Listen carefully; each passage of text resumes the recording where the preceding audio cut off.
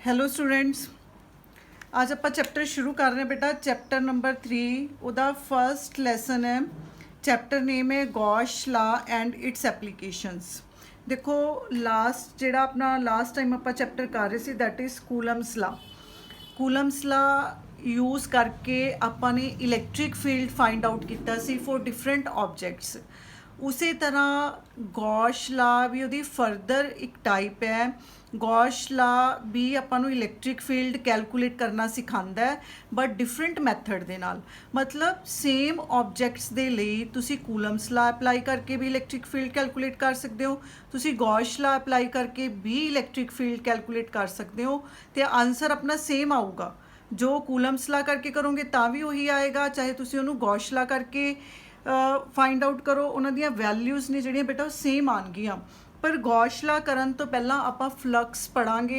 Flux की basic definition आप पढ़ चुके हैं बहुत बार, पर हुण मैं तुहानूं फ्लक्स जिहड़ा है फ्लक्स डिटेल च समझाऊंगी कि इलैक्ट्रिक फ्लक्स एक्चुअली च है की। तो फ्लक्स का जिहड़ा सिंबल है दैट इज़ फाई और इहदी बेसिक डेफिनेशन की है। It is defined as the number of electric line of forces crossing through area perpendicular to line of force. ये कह रहे हैं कि इलैक्ट्रिक फ्लक्स की ने number of electric line of forces ने ਜਿਹੜੀਆਂ कि किसी भी एरिया नूं परपेंडिकुलरली क्रॉस कर दियां ने। Perpendicular to line of force है। देखो ਇਹਦਾ मतलब की है कि सपोज करो आ यूनीफॉर्म इलैक्ट्रिक फील्ड है, number of electric line of forces मैंने ड्रॉ कीतियां होईयां ने। ਇਹਦੇ ਚ बेटा एक एरिया शो किया होया। हुण जिहड़ा ये एरिया है ਇਹ ਏਰੀਆ ਆਫ ਪਲੇਨ ਪਰਪੈਂਡੀਕੂਲਰ ਹੈ ਇਹਨਾਂ ਲਾਈਨਸ ਦੇ। ਹੁਣ ਮੈਂ ਤੁਹਾਨੂੰ ਫਸਟ ਚੈਪਟਰ 'ਚ ਇਹ ਚੀਜ਼ ਨੰਬਰ ਆਫ ਟਾਈਮਸ ਦੱਸ ਚੁੱਕੀ ਹਾਂ ਕਿ ਅਗਰ ਕੋਈ ਏਰੀਆ ਵੈਕਟਰ ਏਰੀਆ ਜਿਹੜਾ ਹੈ ਉਹ ਕਿਸੇ ਪਲੇਨ 'ਚ ਪਿਆ ਤਾਂ ਉਹਦੀ ਜਿਹੜੀ ਡਾਇਰੈਕਸ਼ਨ ਹੋਊਗੀ ਉਹ ਉਹਦਾ ਪਰਪੈਂਡੀਕੂਲਰ ਕੰਪੋਨੈਂਟ ਹੋਊਗੀ। मतलब उस एरिया की डायरैक्शन Z होगी। क्लीयर है। ਹੁਣ ਇੱਥੇ ਆਪਾਂ ਕੀ ਬੋਲ ਰਹੇ ਹਾਂ ਕਿ ਇੱਕ ਏਰੀਆ ਪਿਆ ਹੈ, ਏਰੀਆ ਆਫ ਪਲੇਨ ਪਿਆ ਹੈ ਜਿਹੜਾ ਕਿ ਪਰਪੈਂਡੀਕੂਲਰ ਹੈ ਨਾ ਲਾਈਨ ਆਫ ਫੋਰਸਿਸ ਤੇ। ਇਹਦਾ ਮਤਲਬ ਜੇ ਅਸੀਂ ਸਿਰਫ ਇਸ ਏਰੀਆ ਨੂੰ ਦੇਖੀਏ ਤਾਂ ਇਹ ਏਰੀਆ ਦੀ ਡਾਇਰੈਕਸ਼ਨ ਕੀ ਹੋਊਗੀ? ਇਹਦੀ ਏਰੀਆ ਦੀ ਡਾਇਰੈਕਸ਼ਨ ਇਹਦਾ ਪਰਪੈਂਡੀਕੂਲਰ ਕੰਪੋਨੈਂਟ ਹੀ ਹੋਊਗਾ ਤੇ ਉਹ ਪਰਪੈਂਡੀਕੂਲਰ ਕੰਪੋਨੈਂਟ ਫਿਰ ਕੀ ਹੋਊਗਾ? ਉਹ ਪੈਰਲਲ ਹੋ ਜਾਊਗਾ ਲਾਈਨ ਆਫ ਫੋਰਸਿਸ ਤੇ। ਕਲੀਅਰ ਹੈ। ਤਾਂ ਆਪਾਂ ਕੀ ਬੋਲ ਰਹੇ ਹਾਂ? It is defined as number of electric line of forces crossing through an area perpendicular to line of force। मतलब ये जिहड़ा area पे है area of plane पे है इहदी डायरैक्शन की होगी? इहदी डायरैक्शन जिहड़ी होगी एक्चुअली च वो area इस इलैक्ट्रिक लाइन ऑफ फोर्सिस दे की होगी? पैरलर होगी। एरिया परपेंडिकुलर है पर उहदी डायरैक्शन की होगी? Parallel to electric line of force. ये चीज़ ध्यान रखनी है कि आप इनू किवें कंसीडर कर रहे हैं। जिस तरह देखो suppose electric line of forces जा रही ने, इलैक्ट्रिक लाइन ऑफ फोर्सिस आ बेटा देखो मैंने परपेंडिकुलर रखा हुआ है, ये एरिया है, ठीक है, कोई बुक है, एरिया है क्योंकि इसकी लेंथ ब्रैथ है, ठीक है, 2 डायमेंशन शो किया हुआ तो ज़्यादा क्लीयर नहीं होंदा। आ लाइन ऑफ फोर्सिस ते अगर ये मैं इस तरह प्लेस कर दी हाँ तो ये परपेंडिकुलर है, ये एरिया परपेंडिकुलर है, ध्यान नाल समझो। बट इसकी डायरैक्शन की होगी? इसकी डायरैक्शन इस line of forces they parallel होगी। क्लीयर है। तो फर्दर की है कि इलैक्ट्रिक फील्ड जिहड़ा है, electric field is directly proportional to number of field lines upon area whose plane held perpendicular to the field. मतलब आपां की बोल रहे हैं? एरिया जिहदा प्लेन परपेंडिकुलर है फील्ड दे। क्लीयर है। दोनों साइड्स ते आपां ए दे नाल मल्टीप्लाई कर देने। ए की है? Area, area of this plane. हुण नीचे आपां ने की लिखिया? नीचे भी तो आपां ने एरिया ही लिखिया होया है, ठीक है। तो इत्थे एरिया दे नाल एरिया दी वैल्यू कैंसल हो जूगी तो इलैक्ट्रिक फील्ड इनटू एरिया बन गया। It is directly proportional to number of field lines. पर आपां की डिफाइन करते हैं? Electric field into area of plane. इनू फ्लक्स डिफाइन करते हैं आपां तो फ्लक्स की आ गया? Flux is directly proportional to number of field lines. मतलब फ्लक्स ज़्यादा होगा घट होगा वो किस चीज़ पर डिपेंड करता है? ਉਹ ਡਿਪੈਂਡ ਕਰਦਾ ਨੰਬਰ ਆਫ ਫੀਲਡ ਲਾਈਨਸ ਤੇ। ਤੁਹਾਡੀਆਂ ਬੁੱਕਸ ਦੇ ਵਿੱਚ ਬੇਟਾ ਜਨਰਲ ਜਿਹੜੀਆਂ ਆਪਣੀਆਂ BSc ਦੀਆਂ ਬੁੱਕਸ ਨੇ ਉਹਨਾਂ 'ਚ ਉਰੇ ਇਕੁਅਲ ਟੂ ਦਾ ਸਾਈਨ ਪਾਇਆ ਹੋਇਆ ਹੈ, ਉਹ ਇੱਕ ਤਰ੍ਹਾਂ ਦੇ ਨਾਲ ਰੋਂਗ ਵਰਡਿੰਗ ਹੈ। ਐਕਚੁਅਲੀ 'ਚ ਜਿਹੜਾ ਫਲਕਸ ਹੁੰਦਾ ਹੈ that is proportional to number of field lines. ਠੀਕ ਹੈ, ਇਹਦਾ ਜਿਹੜਾ ਮੈਗਨੀਟਿਊਡ ਹੈ, ਇਹਦਾ ਜਿਹੜਾ ਸਟਰੈਂਥ ਹੈ ਫਲਕਸ ਦਾ, ਠੀਕ ਹੈ ਜੀ, ਉਹ ਡਿਪੈਂਡ ਕਰਦਾ ਨੰਬਰ ਆਫ ਫੀਲਡ ਲਾਈਨਸ ਤੇ, ਕਿੰਨੀਆਂ ਫੀਲਡ ਲਾਈਨਸ ਉਸ ਏਰੀਆ 'ਚੋਂ ਕ੍ਰਾਸ ਕਰ ਰਹੀਆਂ ਨੇ। ਕਲੀਅਰ ਹੈ। ਸੋ ਸੈਕਿੰਡ ਪੁਆਇੰਟ ਕੀ ਹੈ ਇਹਦੇ 'ਚ ਨੈਕਸਟ, ਅਗਰ ਏਰੀਆ ਪਰਪੈਂਡੀਕੂਲਰ ਨਹੀਂ ਹੈਗਾ, अगर area electric line of forces ਦੇ परपेंडिकुलर नहीं है, इस सम एंगल बना रहा है विद इलैक्ट्रिक फील्ड। देखो जिस तरह मैंने डायग्राम ड्रॉ की हुई है, ये समवट टिल्टेड है। एरिया पहला आप इस तरह लिता सी, हुणे टिल्टेड है, ये कुछ एंगल जनरेट कर रहा है इलैक्ट्रिक लाइन ऑफ फोर्सिस दे नाल। इन दैट केस फिर आप फ्लक्स किवें कैलकुलेट करांगे, फिर आपां नूं इन्हां दा एंगल देखना पऊगा। देखो जिस तरह आप एक वैक्टर ड्रॉ करते हैं, मीन सपोज करो ਆਪਾਂ ਇੱਕ ਵੈਕਟਰ ਡਰਾ ਕੀਤਾ, ਇਹ ਐਂਗਲ ਥੀਟਾ ਬਣ ਰਿਹਾ ਹੈ, ਤਾਂ ਥੀਟਾ ਦੇ ਨਾਲ ਜਿਹੜਾ ਇਹਦਾ ਕੰਪੋਨੈਂਟ ਹੁੰਦਾ, ਮੀਨ ਸਪੋਜ਼ ਕਰੋ ਅਗਰ ਇਹ A ਵੈਕਟਰ ਹੈ ਤਾਂ ਇਸ ਕੰਪੋਨੈਂਟ ਨੂੰ ਆਪਾਂ ਕੀ ਬੋਲਦੇ ਆ, A cos ਥੀਟਾ ਬੋਲਦੇ ਆ, ਇਹਨੂੰ ਕੀ ਬੋਲਦੇ ਆ, A sin ਥੀਟਾ ਬੋਲਦੇ ਆ। ਅਗਰ ਅਪੋਜ਼ਿਟ ਹੈ, ਸਪੋਜ਼ ਕਰੋ ਕਿ ਇਸ ਤਰ੍ਹਾਂ ਆਪਾਂ ਨੇ ਡਰਾ ਕੀਤਾ ਹੋਇਆ ਹੈ, ਜਿਵੇਂ ਸਪੋਜ਼ ਆ ਵੈਕਟਰ ਹੈ, ਆ ਥੀਟਾ ਡਰਾ ਕੀਤਾ ਹੋਇਆ, ਤਾਂ ਇਸ ਦੇ ਵਿੱਚ ਅਗਰ ਇਹ A ਵੈਕਟਰ ਹੈ, इस अगर ये A वैक्टर है तो अपना ए वाला कंपोनेंट की होगा A cos थीटा, ए वाला कंपोनेंट की होगा A sin थीटा। क्लीयर है। उस तरह अगर ये कह रहे हैं कि जिहड़ा एरिया है, इस एरिया दा समवट एंगल बन रहा है इलैक्ट्रिक फील्ड ऑफ लाइनस दे नाल, तो ये जिहड़ा वैक्टर की है, ये DS इहदी डायरैक्शन नूं शो कर रहा है, दिस वैक्टर। ਇਹਦਾ ਆਹ ਵਾਲਾ ਕੰਪੋਨੈਂਟ ਕੀ ਹੋਊਗਾ, cos ਥੀਟਾ, ਔਰ ਇਹਦਾ ਅਗਰ ਆਪਾਂ ਇੱਧਰ ਦੇਖੀਏ ਤਾਂ ਕੀ ਹੋਊਗਾ, sin ਥੀਟਾ। ਪਰ ਕਿਉਂਕਿ ਆਪਾਂ ਫੀਲਡ ਦੀ ਡਾਇਰੈਕਸ਼ਨ ਵਾਲਾ ਕੰਪੋਨੈਂਟ ਲੈਣਾ ਹੈ, ਤਾਂ ਇਹ ਕੰਪੋਨੈਂਟ ਕੀ ਬਣ ਜੂਗਾ, A cos ਥੀਟਾ।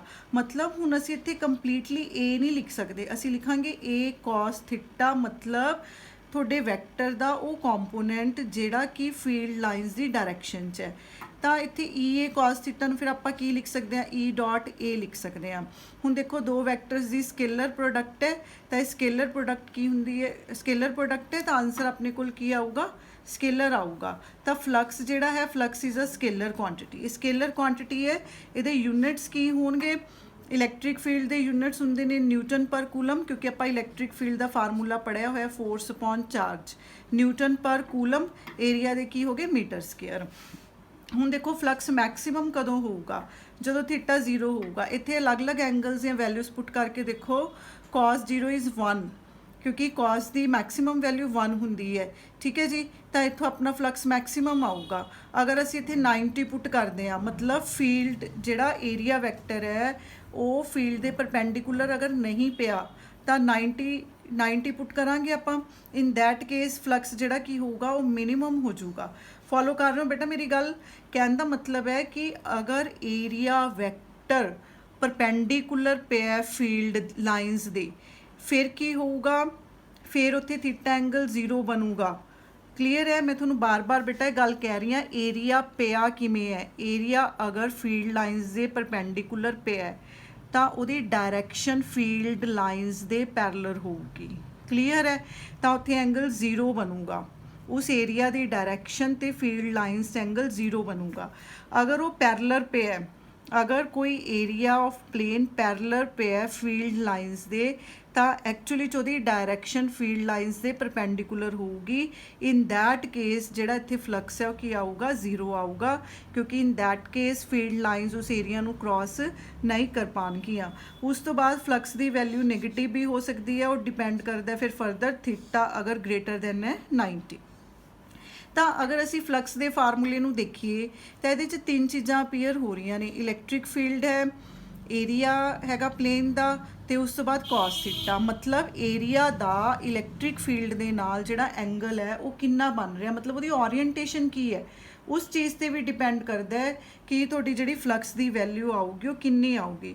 तो फ्लक्स है जिहड़ा ये डिपेंड करता है इलैक्ट्रिक फील्ड ते सरफेस एरिया दे। तो मैं तुहानूं एक डायग्राम्स दे नाल समझाउण दी कोशिश करदी हां। बेटा देखो, flux is directly proportional to electric field, directly proportional to area, directly proportional to cos theta। तो इलैक्ट्रिक फील्ड देखो आ एरिया मैंने चूज़ किया होया है, ठीक है। वो एरिया चो किन्नियां लाइनस पास कर दियां ने, ठीक है, 3 पास कर रही ने, घट होगा। अगर होर ज़्यादा लाइनस आपां ड्रॉ करते हैं, ठीक है, तो यदा मतलब इलैक्ट्रिक फील्ड की इंटेंसिटी उत्थे ज़्यादा है तो फ्लक्स भी की होगा, ज़्यादा होगा। उस तो बाद फ्लक्स डिपेंड्स अपॉन एरिया। देखो नंबर ऑफ लाइनस जा रही ने, अगर एरिया घट है तो वो चों घट लाइनस पास कर रही ने, एरिया ज़्यादा है तो ज़्यादा फील्ड लाइनस नूं कवर कर रहा है। So it's directly proportional to area and it is also directly proportional to cos theta. हुण देखो इस केस दे विच की शो किया होया है कि जिहड़ा एरिया वैक्टर है that is perpendicular to electric field lines. Perpendicular का मतलब है कि ये डायरैक्शन पैरलर है इलैक्ट्रिक फील्ड के। इसका मतलब थीटा की हो गया, 0 हो गया, कॉस 0 इज़ 1, फील्ड की हो गया, मैक्सिमम हो गया। उस तो बाद अगर थीटा की वैल्यू 90 होंदी है, 90 का मतलब है कि एरिया वैक्टर जिहड़ा है पैरलर पे है फील्ड लाइनस के। इन दैट केस फ्लक्स की होगा, 0 होगा, तो इलैक्ट्रिक फील्ड लाइनस ये क्रॉस नहीं कर पाएंगियां। क्लीयर है। उस तो बाद देखो फ्लक्स दे कुछ अलग अलग फार्मूलाज बनते हैं बेटा। वो अलग अलग फार्मूले की ने, वो डिपेंड करते कि अपनी सिचुएशनस किस तरह दियां ने, ठीक है। हुण देखो ये इलैक्ट्रिक फील्ड एरिया ते थीटा ते डिपेंड करता है। हुण इत्थे क्वेश्चन ये भी आंदा है कि अगर इलैक्ट्रिक फील्ड यूनीफॉर्म है फिर तो ठीक है, ओके है, फिर आप अपना यही फार्मूला अप्लाई कर लाँगे। अगर इलैक्ट्रिक फील्ड वेरी कर रहे, नॉन यूनीफॉर्म है, एरिया नॉन यूनीफॉर्म है, मतलब तुसी कोई इस तरह का ऑब्जेक्ट ले लिया कि उहदा एरिया नॉन यूनीफॉर्म है, ठीक है। इन दैट केस फिर असी किस तरह कैलकुलेट करांगे ना चीज़ों को। देखो इस तरह मैंने डिफरेंट केस बनाए ने। फर्स्ट केस की है, अगर इलैक्ट्रिक फील्ड यूनीफॉर्म है पर सरफेस एरिया वेरी कर रहे है, फिर तुसी केड़ा फार्मूला अप्लाई करोगे। इलैक्ट्रिक फील्ड यूनीफॉर्म है, वो किसी पॉइंट पे चेंज नहीं हो रहा, बट सरफेस एरिया वेरी कर रहा है। जिस तरह मैं थोड़ा एग्जाम्पल दे रही हाँ, थोड़े कोल बेटा बॉक्स है, देखो हुणे मेरे को एक बॉक्स है, इहदा आपां इकट्ठा तो कैलकुलेट नहीं कर सकते है, क्योंकि ये देखो आ सरफेस की लैंथ ब्रैथ कुछ हो रहा है, आ सरफेस की लैंथ ब्रैथ कुछ हो रहा है। अगर आप इनू किसी यूनीफॉर्म इलैक्ट्रिक फील्ड के विच भी रखते हैं, इनू इस तरह प्लेस करते हैं, तो देखो इहदा इस साइड कुछ होर चीज़ है, इस साइड इहदा कुछ होर अपीयर हो रहा है, ठीक है। दैट मीनस कि इत्थे एरिया जिहड़ा है एरिया वेरी कर रहा है, सरफेस एरिया वेरी कर रहा है, बट इलैक्ट्रिक फील्ड की है, इलैक्ट्रिक फील्ड आप यूनीफॉर्म शो कर रहे हैं। फिर उस फार्मूले च आप की करांगे, आप अलग अलग सरफेस दे लई अलग अलग फ्लक्स कैलकुलेट करांगे। क्लीयर है। तो इलैक्ट्रिक फील्ड तो यूनीफॉर्म है, सरफेस एरिया डिफरेंट है, इस करके आप इनू स्टैप्स दे विच करांगे। फिर बाद चों की कर देंगे, सबमिशन कर देंगे अलग अलग फेस दे लई कैलकुलेट करके। हुण नैक्सट सपोज करो कि इलैक्ट्रिक फील्ड ते डेल्टा एस दोनों ही कॉन्सटेंट नहीं है, मतलब इलैक्ट्रिक फील्ड भी नॉन यूनीफॉर्म है तो डेल्टा एस मतलब एरिया भी नॉन यूनीफॉर्म है। फिर की होगा, फिर आप ये देखांगे कि जिस तरह मान लो मेरे को यही बॉक्स है, ठीक है, इलैक्ट्रिक फील्ड आप नॉन यूनीफॉर्म है, जिमें एक सिंगल चार्ज के लिए जिहड़ा इलैक्ट्रिक फील्ड जनरेट करता है ये नॉन यूनीफॉर्म होंदा है, ठीक है। ये आप नैक्सट चैप्टर च बेटा एक डेरीवेशन भी आऊगी, वो मैं तुहानूं क्लीयर करूँगी कि ये अलग अलग देखो आपां नूं लगदा तो ये है कि चार्ज पे है, पर उहदी हर एक पासे जिहड़ा फील्ड है यूनीफॉर्म होगा, पर इस तरह नहीं है। एक सिंगल चार्ज, एक पॉइंट चार्ज भी पे तो डिफरेंट पॉइंट्स ते वो आपां नूं डिफरेंट इलैक्ट्रिक फील्ड शो करता है। तो एक पॉइंट चार्ज करके कहता अगर फील्ड यूनीफॉर्म नहीं है, एरिया भी अपना यूनीफॉर्म नहीं है, तो इस तरह के केस मान लो मैं इस इलैक्ट्रिक फील्ड के विच इनू प्लेस करता, तो मेरा केड़ा सरफेस एरिया किस पॉइंट पर आ रहा है, तो उस पॉइंट पर इलैक्ट्रिक फील्ड कितना है, उहदे तो आपां कैलकुलेशनस करांगे। तो इलैक्ट्रिक फील्ड भी वेरी करूगा, एरिया भी वेरी करूगा। उस तो बाद है अगर एरिया आर्बिट्रेरी शेप है, देखो बेटा आपां हुण बहुत जगह की करांगे, आपां सबमिशन भी करते हैं, आपां इंटीग्रेशन भी करते हैं। देखो आपां सबमिशन भी कर रहे हैं, आपां इंटीग्रेशन भी कर रहे हैं। ਇਹਦਾ मतलब भी टोटल करना है, ਇਹਦਾ मतलब भी जोड़ना हुंदा है, ਇਹਦਾ मतलब भी टोटल करना हुंदा है। पर दोनों च फर्क की है? ਦੋਨਾਂ 'ਚ फ़र्क ਇਹ ਹੈ ਕਿ ਜਦੋਂ ਆਪਾਂ ਯੂਨੀਫਾਰਮਿਟੀ ਦੇ ਨਾਲ ਚੱਲਦੇ ਹਾਂ ਵੀ ਹਾਂ ਸਾਰਾ ਕੁਝ ਯੂਨੀਫਾਰਮ ਹੈ, ਇੱਕ ਪ੍ਰੋਪਰ ਪੈਟਰਨ ਦੇ ਨਾਲ ਸਿਸਟਮ ਚੱਲਦਾ ਹੈ। ਮੀਨਸ ਜਿਸ ਤਰ੍ਹਾਂ ਆਪਾਂ ਕਹਿ ਰਹੇ ਸੀ ਕਿ ਆਈ ਦੀ ਜਿਹੜੀ ਵੈਲਿਊ ਹੈ, ਸਪੋਜ਼ ਕਰੋ ਕਿ ਉਹ ਮਤਲਬ ਵੇਰੀ ਕਰਦੀ ਹੈ ਫਰੋਮ 1 to n ਵੇਰੀ ਕਰਦੀ ਹੈ, ਠੀਕ ਹੈ। ਉਹ ਇੱਕ ਪ੍ਰੋਪਰ ਸੀਕੁਐਂਸ 'ਚ ਹੁੰਦਾ ਹੈ। ਕਈ ਵਾਰੀ ਸਾਡੇ ਕੋਲ ਆਰਬੀਟਰੇਰੀ ਸ਼ੇਪਸ ਹੁੰਦੀਆਂ ਨੇ। ਆਰਬੀਟਰੇਰੀ ਸ਼ੇਪਸ ਮਤਲਬ ਜਦੋਂ ਸਾਡੇ ਕੋਲ ਕੋਈ ਡਿਫਾਈਨਡ ਸ਼ੇਪ ਨਹੀਂ ਹੈ, ਜਿਸ ਤਰ੍ਹਾਂ ਆਹ ਡਿਫਾਈਨਡ ਹੈ ਸ਼ੇਪ, ਕਲੀਅਰ ਹੈ, ਇਹ ਸਾਨੂੰ ਦਿਖ ਰਿਹਾ ਕਿ ਇਹ ਇੱਕ ਕਿਊਬਾਈਡ ਹੈ, ਕਲੀਅਰ ਹੈ। ਉਸ ਤਰ੍ਹਾਂ ਜਦੋਂ ਸਾਡੇ ਕੋਲ ਆਰਬੀਟਰੇਰੀ ਸ਼ੇਪਸ ਹੁੰਦੀਆਂ ਨੇ, ਆਰਬੀਟਰੇਰੀ ਸ਼ੇਪ ਦੀ ਮੈਂ ਤੁਹਾਨੂੰ ਇੱਕ ਕਾਮਨ ਐਗਜ਼ਾਮਪਲ ਦੇ ਰਹੀ ਹਾਂ। ਮੀਨਸ ਮੰਨ ਲਓ ਸਪੋਜ਼ ਕਰੋ ਆਹ ਕਾਗਜ਼ ਹੈ, ਠੀਕ ਹੈ। ਇਹ ਕਾਗਜ਼ ਨੂੰ ਮੈंने ਇਕੱਠਾ ਕਰਤਾ, ਇਹ ਸਾਰਾ ਕਾਗਜ਼ ਆ ਬਣ ਗਿਆ, ਇਹ ਆਰਬੀਟਰੇਰੀ ਸ਼ੇਪ ਬਣ ਗਈ। ਤਾਂ ਇਹਦੇ ਲਈ ਫਿਰ ਮੈਂ ਕਿਸ ਤਰ੍ਹਾਂ ਕੈਲਕੂਲੇਟ ਕਰੂੰਗੀ ਫਲਕਸ ਨੂੰ, ਅਗਰ ਇਹ ਫੀਲਡ ਲਾਈਨਸ ਦੇ ਵਿੱਚ ਪਿਆ। ਤਾਂ ਅਗਰ ਇਹ ਫੀਲਡ ਲਾਈਨਸ 'ਚ ਪਿਆ ਤਾਂ ਦੇਖੋ ਬੇਟਾ ਇਹਦੇ ਸਾਨੂੰ ਕੀ ਕਰਨੇ ਪੈਣਗੇ, ਇਹਦੇ ਸਾਨੂੰ ਬਹੁਤ ਸਮਾਲ ਪੋਰਸ਼ਨ ਕਰਨੇ ਪੈਣਗੇ, ਛੋਟੇ ਛੋਟੇ ਪੋਰਸ਼ਨ, ਅਣਗਿਣਤ ਇਹਦੇ ਪੋਰਸ਼ਨ ਬਣ ਜਾਣਗੇ, ਨੰਬਰ ਆਫ ਪੋਰਸ਼ਨਸ ਬਣ ਜਾਣਗੇ। ਤਾਂ ਉੱਥੇ ਕੀ ਹੈ ਕਿ ਆਪਾਂ ਕੱਲੇ ਦਾ ਕੈਲਕੂਲੇਟ ਕਰਨ ਦੀ ਬਜਾਏ ਇੱਕ ਸਿੰਪਲ ਵੇ ਦੇ ਨਾਲ ਕਿਉਂਕਿ ਜਦੋਂ ਅਸੀਂ ਇਹਨਾਂ ਦੇ ਫਿਕਸ ਸਾਈਜ਼ ਦੇ ਜਿੰਨੇ ਵੀ ਇਹਦੇ ਪੋਰਸ਼ਨ ਕਰ ਰਹੇ ਹਾਂ ਉਹ ਫਿਕਸ ਸਾਈਜ਼ ਦੇ ਕਰਾਂਗੇ, ਉਸ ਤੋਂ ਬਾਅਦ ਆਪਾਂ ਉਹਦੇ ਤੇ ਇੰਟੀਗ੍ਰੇਸ਼ਨ ਅਪਲਾਈ ਕਰ ਦਾਂਗੇ ਜੋ ਉਹਦੀਆਂ ਲਿਮਿਟਸ ਹੋਣਗੀਆਂ, ਕਲੀਅਰ ਹੈ। ਤਾਂ ਹੋਲ ਸਰਫੇਸ ਦੇ ਲਈ ਇੱਥੇ ਫਿਰ ਫਲਕਸ ਦਾ ਫਾਰਮੂਲਾ ਕੀ ਹੋਊਗਾ? ਫਲਕਸ ਦਾ ਫਾਰਮੂਲਾ ਉਹੀ ਹੋਊਗਾ ਆਪਣਾ E.ds ਫੋਰ ਡਬਲ ਇੰਟੀਗ੍ਰੇਸ਼ਨ, ਠੀਕ ਹੈ। ਇਹ ਆਰਬੀਟਰੇਰੀ ਸ਼ੇਪ ਦੇ ਲਈ ਹੈ। ਅਗਰ ਸਾਡਾ ਸਰਫੇਸ ਕਲੋਜ਼ਡ ਹੈ, ਕਲੋਜ਼ਡ ਦੀ ਵੀ ਐਗਜ਼ਾਮਪਲਸ ਮੈਂ ਤੁਹਾਨੂੰ ਪਹਿਲਾਂ ਦਿੱਤੀਆਂ ਹੋਈਆਂ, ਕਲੋਜ਼ ਸਰਫੇਸ ਕਿਸ ਤਰ੍ਹਾਂ ਦੇ ਹੁੰਦੇ ਨੇ। ਤਾਂ ਅਗਰ ਤੁਹਾਡਾ ਸਰਫੇਸ ਕਲੋਜ਼ਡ ਹੈ ਤਾਂ ਆਪਾਂ ਇੰਟੀਗ੍ਰੇਸ਼ਨ ਚੂਰੇ ਕੀ ਪਾ ਦਾਂਗੇ? ਕਲੋਜ਼ ਦਾ ਸਾਈਨ ਪਾ ਦਾਂਗੇ। ਸੋ ਜਿਹੜੇ ਫਲਕਸ ਦੇ ਬੇਟਾ ਡਿਫਰੈਂਟ ਫਾਰਮੂਲਾਸ ਬਣਦੇ ਨੇ, EDS ਡਾਟ ਦੇ ਨਾਲ EDS cos ਥੀਟਾ ਜਾਂ ਇਹਦੀ ਇੰਟੀਗ੍ਰੇਸ਼ਨ ਫਾਰਮ ਹੈ, ਠੀਕ ਹੈ। ਅਲੱਗ-ਅਲੱਗ ਸਿਚੁਏਸ਼ਨਸ ਤੇ ਡਿਪੈਂਡ ਕਰਦੇ ਕਿ ਆਪਾਂ ਕਿਹੜਾ ਫਾਰਮੂਲਾ ਯੂਜ਼ ਕਰਾਂਗੇ। ਉਸ ਤੋਂ ਬਾਅਦ ਨੈਕਸਟ ਟਰਮ ਜਿਹੜੀ ਹੈ that is solid angle. Next term ਹੈ ਸੋਲਿਡ ਐਂਗਲ। ਹੁਣ ਸੋਲਿਡ ਐਂਗਲ ਕੀ ਹੁੰਦਾ? ਦੇਖੋ solid angle है 3-dimensional angle subtended by any object at certain point in 3-dimensional space। कहना 3-dimensional angle है, कोई भी 3-dimensional object किसी certain point ते जिहड़ा angle बनांदा है ਉਹਨੂੰ ਆਪਾਂ solid angle बोलते हैं। जिस तरह मैं ਤੁਹਾਨੂੰ एक example दे सकती हाँ कि जिस तरह मेरे पास आ पेज है, ये पेज का मैंने कोन बनाता, ठीक है जी, एक कोन बन गया, ठीक है। तो हुण कोन क्योंकि 3 डायमेंशन ऑब्जेक्ट्स आंदा है, तो ये कोन जिहड़ा अपने वर्टेक्स ते इस पॉइंट ते आ वर्टेक्स ते जिहड़ा एंगल बना रहे हैं, आ वर्टेक्स ते जिहड़ा एंगल बना रहे दे इहनूं असीं की बोलते हैं? सॉलिड एंगल बोलते हैं, ठीक है। कोई भी 3 डायमेंशनल ऑब्जेक्ट किसी सर्टन पॉइंट ते जिहड़ा अपना एंगल सबटेंड करता है ਉਹਨੂੰ ਆਪਾਂ ਸੋਲਿਡ ਐਂਗਲ ਬੋਲਦੇ ਹਾਂ। ਜਿਸ ਤਰ੍ਹਾਂ ਇਹ ਕੋਨ ਦੀ ਐਗਜ਼ਾਮਪਲ 'ਚ ਬੇਟਾ ਇਹਦਾ ਜਿਹੜਾ ਸੋਲਿਡ ਐਂਗਲ ਬਣੂਗਾ ਉਹ ਇਹਦੇ ਵਰਟੈਕਸ ਤੇ ਬਣੂਗਾ ਐਟ ਦਿਸ ਪੁਆਇੰਟ, ਕਲੀਅਰ ਹੈ। ਸੋ ਸੋਲਿਡ ਐਂਗਲ ਜਿਸ ਤਰ੍ਹਾਂ ਮੈंने ਹੁਣ ਇਹਨੂੰ ਕੋਨ ਦੇ ਨਾਲ ਹੀ ਮੈਂ ਤੁਹਾਨੂੰ ਸਮਝਾ ਰਹੀ ਹਾਂ ਕਿ ਅਗਰ ਅਸੀਂ ਇਹਦੀ ਮੈਥਮੈਟੀਕਲ ਫਾਰਮ ਕਰਨੀ ਹੈ ਤਾਂ ਮੈਥਮੈਟਿਕਲੀ ਅਸੀਂ ਇਹਨੂੰ ਕਿਸ ਤਰ੍ਹਾਂ ਲਿਖਾਂਗੇ। ਇਹਨੂੰ ਮੈਥਮੈਟਿਕਲੀ ਸਮਝਣ ਦੇ ਲਈ ਦੇਖੋ ਬੇਟਾ मैंने ਇੱਥੇ ਇੱਕ ਏਰੀਆ ਡਰਾ ਕਰਤਾ। ਇਹ ਕੋਨ 'ਚ ਜੋ ਮੈਂ ਤੁਹਾਨੂੰ ਦਿਖਾਇਆ ਸੀ ਉਹਦਾ ਮੈंने ਉਰੇ ਇੱਕ ਏਰੀਆ ਡਰਾ ਕਰਤਾ S1। ਇਹਦਾ ओरिजिन ਤੋਂ ਪੋਜੀਸ਼ਨ ਵੈਕਟਰ ਹੈ R1। ਸਪੋਜ਼ ਕਰੋ मैंने ਫਰਦਰ ਕੁਝ ਡਿਸਟੈਂਸ ਤੇ ਇੱਕ ਏਰੀਆ ਹੋਰ ਚੂਜ਼ ਕਰ ਲਿਆ S2। ਇਹਦਾ ਇੱਥੋਂ ਵੈਕਟਰ ਹੈ R2। S1 ਹੈ ਸਰਫੇਸ ਏਰੀਆ ਇਹਦਾ, S2 ਸਰਫੇਸ ਏਰੀਆ ਇਹਦਾ ਹੈ। ਤਾਂ ਸੋਲਿਡ ਐਂਗਲ ਨੂੰ ਅਸੀਂ ਕਿਵੇਂ ਡਿਫਾਈਨ ਕਰਦੇ ਹਾਂ? ਸੋਲਿਡ ਐਂਗਲ ਨੂੰ ਆਪਾਂ ਡਿਫਾਈਨ ਕਰਦੇ ਹਾਂ surface area, this one surface area upon distance the square is equal to S2 ਇਹਦਾ ਸਰਫੇਸ ਏਰੀਆ ਕਿੰਨਾ ਹੈ upon R2 square। ਕਹਿਣ ਦਾ ਮਤਲਬ ਕਿਸੇ ਵੀ कोई भी 3 डायमेंशनल ऑब्जेक्ट अगर अपना सॉलिड एंगल सबटेंड कर रहे है तो वो किसी पॉइंट ते तुसी सरफेस एरिया चूज करो तो वह सॉलिड एंगल की होगा सरफेस एरिया अपॉन डिस्टेंस जिथे वो एंगल बना रहे है उस एंगल तो डिस्टेंस जिहड़ा है वो कितना है, ठीक है। ये बहुत शॉर्ट मैथड दे नाल समझा रही हूँ बेटा, मैं तुहानूं सीधा डायरैक्ट, क्लीयर है। और ये यूनिट्स याद करने ने, यूनिट्स ने दे स्टेरिडियन, ठीक है। ये आप क्यों पढ़ रहे हैं? वैसे सॉलिड एंगल अपने सिलेबस नहीं है पर सॉलिड एंगल अगे यूज़ होना है अपनी डेरीवेशनस दे विच।